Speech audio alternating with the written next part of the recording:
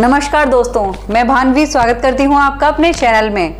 आज हम बात करेंगे एक नए विषय पर, वो है दान। जैसे कि आपको पता होगा कि दान एक बहुत ही सिंपल सा टर्म है, मतलब बहुत सुनने वाली बात है, स्वाभाविक सी है, लेकिन इसको लेकर आज भी हमारे यहाँ बहुत सारी भ्रांतियाँ अभी भी हैं, एग्जिस्ट करती हैं उससे। लेकिन सबसे पहले हम ये देखते हैं कि दान है क्या चीज़। दान है परोपकार, परोपकार, या ये कहो कि जो चीज़ हम किसी दूसरे को बिना किसी इंटेंशन के देते हैं उसे दान कहते हैं। Giving something without thought of reward, it's called दान। ठीक है, इसकी जो है बहुत अलग अलग शाखाएं हैं। जैसे इसे मेनली से 3 पार्ट्स में डिवाइड किया गया है। जैसे एक समाज के लिए, एक देश के लिए और धर्म के लिए। दान को हम 3 तरह से डिवाइड कर सकते हैं। जैसे देश के लिए क्या है कि जब कोई फ्लड्स वगैरह आते हैं और उसमें हम कुछ डोनेट करते हैं तो वो हो जाता है कंट्री के लिए डोनेशन। और सेकंड है समाज के लिए, और एक है धर्म। धर्म में आता है कि जब हम कोई भी चीज़ है, जैसे कि जो गरीबों को खाना खिलाना है या पुअर पीपल्स को है या किसी भी पर्टिकुलर कास्ट वगैरह, या इन सब के लिए हम कुछ भी डोनेट करते हैं या चीज़ें देते हैं तो वो आती है धर्म के लिए दान देना। समाज में भी हम बहुत सारी चीज़ें करते हैं। जैसे कि जैसे आप ये मान लें कि कहीं पानी वगैरह के लिए कुछ फैसिलिटी के लिए ऐसे देने, जैसे नल वगैरह लगवाना, या इस तरह लाइटिंग्स वगैरह हैं, या इस तरह की जो चीज़ें हैं वो आ जाएगी एक तरह से समाज के लिए। तो इस तरह से हम इसे 3 पार्ट्स में डिवाइड करते हैं। लेकिन इसको भी एक बहुत छोटी सी चीज़ है, लेकिन कुछ चीज़ें ऐसी हैं इसके बारे में जो कि हमें ध्यान रखनी चाहिए। इसके भी कुछ डूज एंड डोंट्स हैं कि क्या हम इसके साथ करें और क्या नहीं करें। ये चीज़ें हैं, बहुत इसको चीज़ें का क्लियर कर दी है। डूज क्या हैं? पहली चीज़ है कि दान जो है सुपात्र को दिया जाए। मतलब एग्जैक्टली जो मीन होता है दान का वो ये है कि जो उसको डिजर्व करता है, ये कहो कि जो वाकई में ज़रूरतमंद है हम उसे दें, तो वो चीज़ दान कही जाएगी। और एक है कि कोई भी चीज़ जो दें वो अच्छी चीज़ दें, मतलब खाने पीने की चीज़ हो या कुछ भी हो, जो चीज़ हम यूज़ कर सकें, हमें खुद लगे कि हम यूज़ कर सकते हैं, उस चीज़ को हम किसी को दें, तो वो है। तीसरी है कि दान देते समय हमारा इंटेंशंस क्या हैं, हमारे क्लियर होने चाहिए बिल्कुल। जैसे भाव, जैसे कि कुछ लोग क्या सोच के देते हैं, बहुत सी इसके पीछे बहुत सी धारणाएं हैं या कहीं कथन हैं कि हम दान देते हैं वही चीज़ हमें वापस मिलती है, अगले जन्म में वही चीज़ हमें दुगनी मिलती है, मतलब इस तरह से चीज़ें हैं। तो कुछ लोग इस इंटेंशन से देते हैं, जो चीज़ के हमें चाहिए वो चीज़ हम देंगे कि मुझे ये पसंद है तो मैं ये देती हूँ तो मुझे ये बदले में मिलेगा। लेकिन होना, हम दान दे भी रहे हैं लेकिन उसके पीछे इंटेंशन क्या जा रहा है वो हमारा रॉन्ग जा रहा है, क्योंकि हम एक्सपेक्ट करके दे रहे हैं कि मुझे ये चीज़ मतलब रिटर्न में मिलेगी, या ये सोच के कि इसलिए कर रहे हैं हम फोर्स। एक तरह से ये तो फोर्स हो गया ना, कि जब हम कोई चीज़ दे रहे हैं और फिर ये चीज़ पीछे से क्या सोच रहे हैं कि देखो मैं तो दे रही हूँ, ये चीज़ें हैं, तो वो उसे गलत बनाती हैं। या कुछ लोग ऐसे होते हैं कि जो दान है पर्टिकुलर, जैसे पहले हमारे पुराणों वगैरह में या जो हमारा कल्चर है उसमें ये डेवलप हुआ था कि जैसे मकर संक्रांति वगैरह आती है तो जो चीज़ें हैं वो हम मनसा पूजी करके अपने ही रिलेशन में, या जैसे अपने मान पक्ष या अपने सास ननद, इस तरह से हम अपने घर ही में आपस में इस तरह से दे लेते हैं। लेकिन इनका एग्जैक्टली इनकी जो पीछे वर्थ थी ना वो ये थी कि हम ये जो चीज़ें हैं ये दें उसको जो एग्जैक्टली नीडी है, जो ज़रूरतमंद है। दिवाली पे जो मिठाइयाँ बांटने का जो कल्चर था वो इसलिए था कि गरीबों को हम मिठाई वगैरह बांटें तो उनके घर में भी खुशियाँ आएँ। उसे हमने चेंज करके क्या कर दिया, आपस में ही उसको होड़ाहाड़ी बना ली और हम आपस में ही डिब्बे मतलब एक्सचेंज करने लगे। दे के आते हैं लेकिन सोचते थे क्या है कि इसके यहाँ से इस बार कितने का आया है या इसके यहाँ से कैसा गिफ्ट आया है, वो इस चीज़ में कन्वर्ट हो गई। इसी तरह से जब हम कोई चीज़ मनते हैं या पूछते हैं, ये सब चीज़ें अपने ही रिलेशन में दी। अब जो इंसान सक्षम है तो वो तो उस चीज़ को, उसके लिए उस चीज़ की वर्थ नहीं है, लेकिन जिसके पास कहते हैं ना खाने के लिए एक वक्त की रोटी नहीं है, उसको आप एक टुकड़ा भी मिल जाए तो वो उसके लिए बहुत है। और जिसके पास ऑलरेडी इतना सारा भरा हुआ है, उसमें आप उसे तो समुद्र में बूंद की तरह से लगेगा ना जो आप दे रहे हो, तो वो डिजर्व कौन करता है? डिजर्व करता है। तो एक ये है। दूसरी बात, जब हम कोई भी चीज़ दें किसी को तो उसके पीछे हमें अंदर से थैंकलेस होना चाहिए। किसी को दी हमने, फिर हम कुछ टाइम बाद एक्सपेक्ट करते हैं कि एटलीस्ट ये इंसान मुझे थैंक यू बोले, या थैंक यू भी नहीं बोले तो मुझसे अच्छे से बात करे या ऑब्लाइज फील करे, मतलब बिहेव में भी चेंज कर चाहते हैं। अरे लेकिन जब हम किसी चीज़ को कोई डोनेट कर रहे हैं कोई चीज़, तो हमें थैंकलेस होना चाहिए ना। थैंकलेस वाली चीज़ का ही या दान का एक बहुत बड़ा उदाहरण मैं आपको बताती हूँ। अभी 2 दिन पहले ही मैं अपने पापा से ही इस टॉपिक को डिस्कस कर रही थी, तब उन्होंने मुझे ये चीज़ बताई कि एक हमारे यहाँ खुर्जा में एक अंकल हैं, बंसल अंकल जी, रमेश कुमार बंसल अंकल। तो उनके बारे में उन्होंने कई चीज़ें मुझे ऐसी बताई जिन्हें कि सुनकर मैं सच में दंग रह गई कि जो चीज़ें हम किताबों में, किस्सों में सुनते हैं, वो जो है वो चीज़ें उनकी एक वास्तविकता है। इसी तरह से उन्होंने एक बताया कि एक बार एक व्यक्ति उन अंकल के पास आया और आके मिठाई का डिब्बा लेकर आया, तो उन्होंने उसे घर बिठा लिया।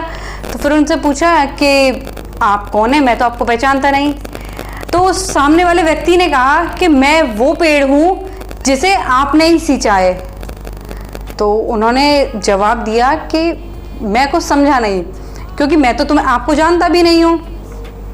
तब उन्होंने कहा कि हाँ, आप मुझे डायरेक्टली इस तरह से नहीं जानते, लेकिन आपने ही, आपको वो व्यक्ति वो था जिसे कि काफ़ी टाइम पहले अपनी पढ़ाई के लिए कुछ पैसों की ज़रूरत थी, या उसके पास ये कहो कि पढ़ने के लिए सफिशिएंट पैसे नहीं थे, और उन्होंने, अंकल ने बिना उसे देखे, बिना जज किए, जो भी मीडियम था उसके थ्रू उसे कई सालों तक पैसे से और उस तरह से हेल्प पहुंचाई, और उस तरह से उन्होंने अपनी पढ़ाई कंप्लीट करी, और तब वो बिल्कुल काबिल हो चुका था, एक पर्टिकुलर जॉब में था और ठीक से सेटल था। तब वो इंसान आया, तब उन्हें याद आया कि हाँ, मैंने ऐसे किया तो था, लेकिन उनका मतलब ये देखने वाली चीज़ है कि वो उस इंसान को जानते नहीं थे, उस इंसान को देखा नहीं था, फिर भी बिना किसी इंटेंशन के उन्होंने दिया और वो उस चीज़ को भूल गए। और फिर उस इंसान, हालांकि उस व्यक्ति ने कहा भी कि मैं आपके अब कुछ, मैं इस लायक हूँ तो मैं कर्जा चुकाना चाहता हूँ। तो उन्होंने कहा कि कर्जे की, मैंने आपको कर्जा नहीं दिया, मैंने ये सेवा की है, जो आपको ज़रूरत थी मुझे पता लगी तो मैंने ये सेवा की है।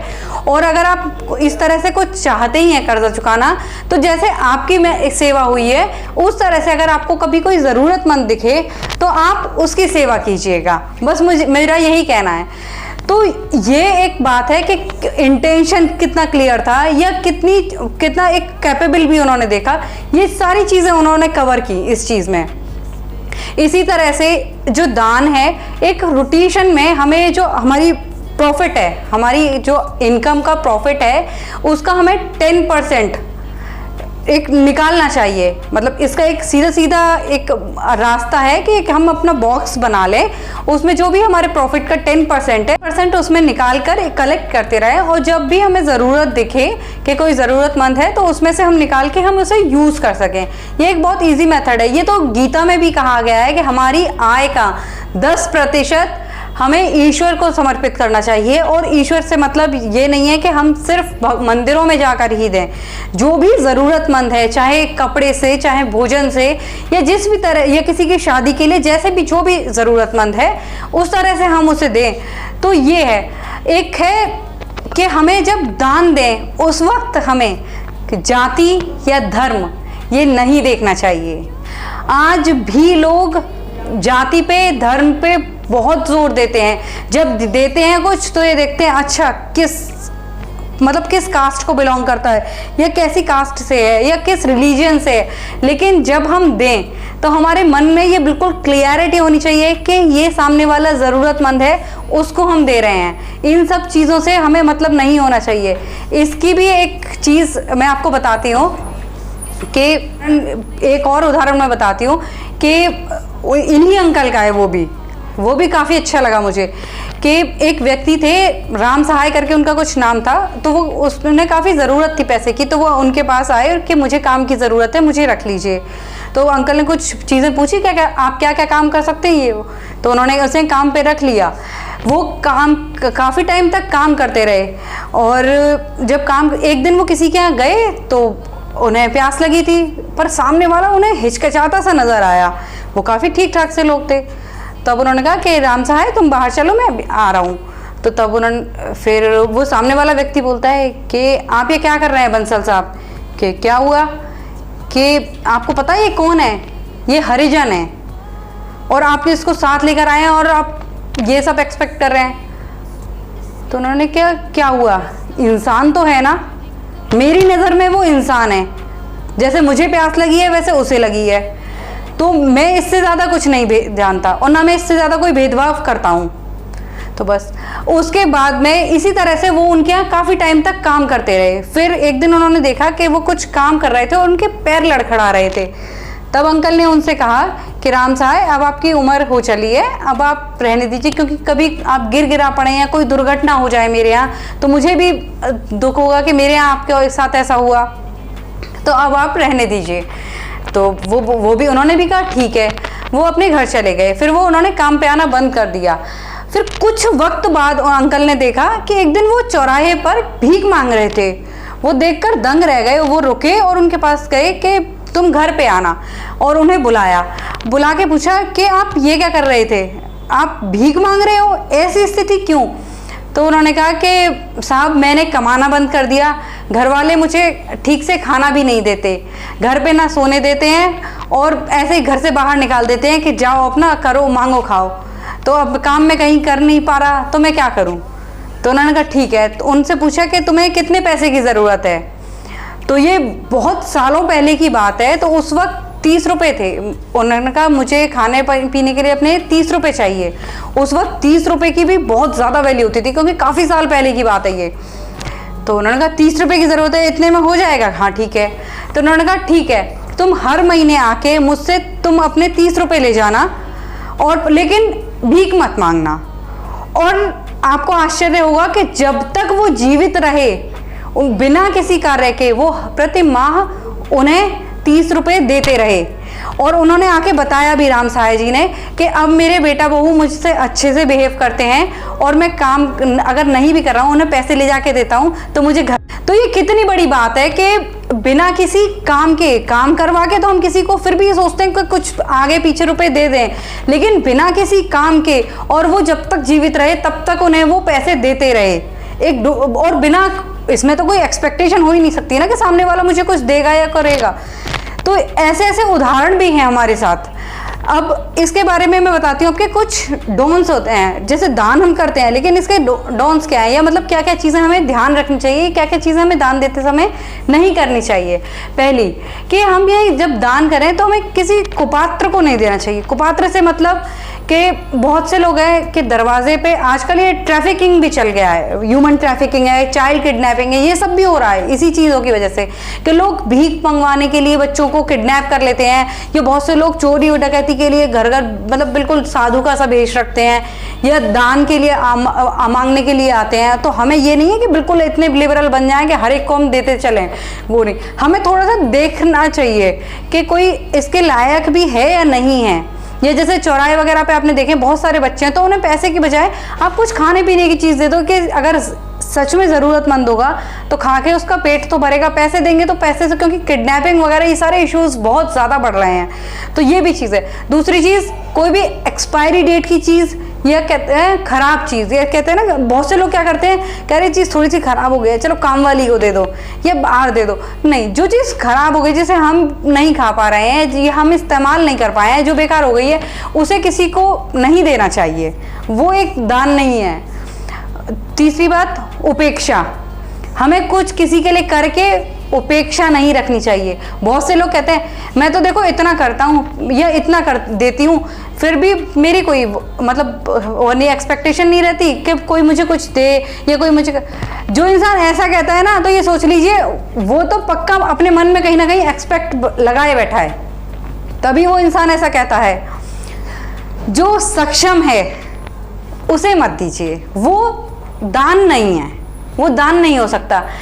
वही वाली चीज़ है कि जिसके पास है आप उसे थोड़ा और दे दोगे तो उस पर कोई फ़र्क नहीं पड़ेगा, और जो एक एक चीज़ के लिए मोहताज है या ये कोई जिसके पास नहीं है, जिसके पास बहुत अभाव है, उसे आप देंगे तो उसके लिए उसकी बहुत ज़्यादा कीमत है। जितना आप दे रहे हैं उससे कई गुना ज़्यादा है।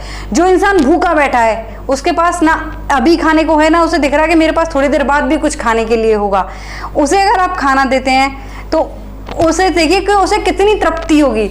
और जो ऑलरेडी इतने सारी डिशेस लेके बैठा है, उसको आप कहो कि लो मैं 4 पूड़ी लेके आया हूँ देसी घी की हैं, तो उसके लिए तो बेकार है ना, वो ऑलरेडी इतनी सारी चीज़ें रख के बैठा है। तो ऐसे को दो। जो हमें कोई भी चीज़ देकर फिर ईगो नहीं रखनी चाहिए कि देखो मैं तो इतना डोनेट करती हूँ या मैं इतना कुछ दे देता हूँ लोगों को, तो हमें ईगो में या अहम में नहीं आना चाहिए। ये भी चीज़ ये बहुत गलत है कि हम अपने आप को वो करें।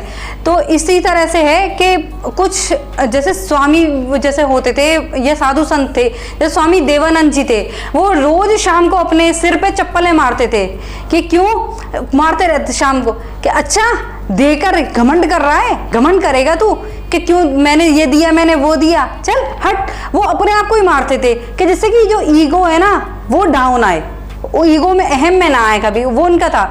स्वामी चिदानंद जी थे, वो लोगों को खाना खिलाते थे, और जो उनकी झूठी पत्तलें होती थी ना, या जो बचता था उसको खाते थे कि उनमें अहम ना आए और उनमें जो भावना है वो बनी रहे कि जो चीज़ मैं खुद खा रहा हूँ वही दूसरे को खिला रहा हूँ, या जिसको खिला रहा हूँ वो चीज़ मैं खुद भी खा सकता हूँ। तो ये कुछ ऐसे बड़े बड़े उदाहरण रहे हैं जो कि हमारे लिए वाकई में एक प्रेरणा का स्रोत हैं। तो आई होप आपको मेरा ये वीडियो पसंद आया हो और आपको ये चीज़ें क्लियर हुई हों। तो please like share and subscribe my channel. Thank you, bye bye.